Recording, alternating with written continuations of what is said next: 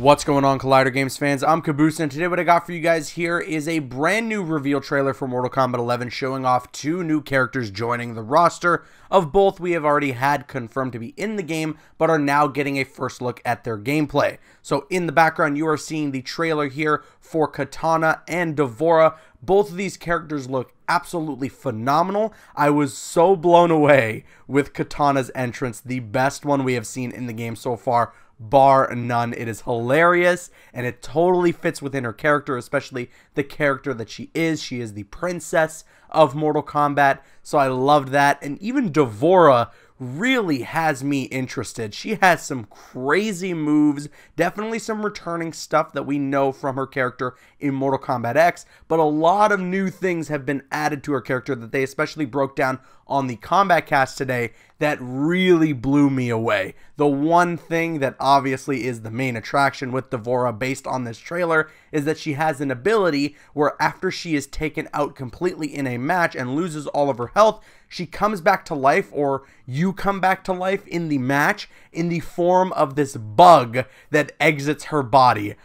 I don't even know how this is meant to work, and it is so crazy and so unique to her character and totally fits the tone of Mortal Kombat that I cannot wait to see mechanically how this is all going to play out in a match. But oh my goodness, off of face value, that moment was one of the craziest things I've seen in a Mortal Kombat game. Another really big thing that happened during the gameplay trailer that a lot of people are talking about is the fact that during the trailer we see a moment where Kitana pulls out a sai and it glows pink, and when utilizing it, some of the moves that she can input give her abilities that we know from the character of Mileena. And this has definitely upset a lot of Mileena fans. Some people think that this probably deconfirms her involvement in Mortal Kombat 11 and her being in the game in some way, shape, or form.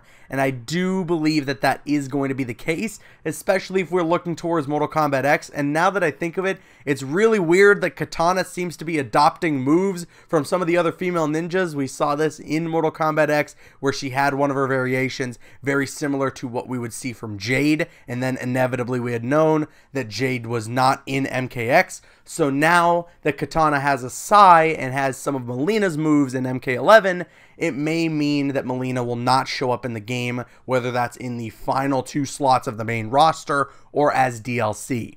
We also got to look, of course, at the Fatal Blow and the Fatality for Kitana, and they look great. I'm not overly blown away by either of them, but they look totally fine. Plenty of gore within there, and Kitana's Fatality actually is pretty cool just from the way that it works and the fact that the top half of your torso is just floating there as the fan is spinning around, cutting your guts up. It's pretty intense, it's pretty brutal, definitely fits the style of all the Mortal Kombat 11 fatalities we've seen so far, and I don't think it's one of the best. I don't think it is of the higher tier fatalities, but I don't think it's at the bottom either. It's just kind of one of those mid-tier fatalities that I think it looks just fine. And overall, both these characters look great. I am so surprised how much I actually really want to try out D'Vorah. I thought that she was just going to be fine, you know, whatever, not a character that I was going to be very interested in. But after seeing this trailer, and especially what they broke down on the Combat Cast, I really want to give D'Vorah a go, and I'm excited to see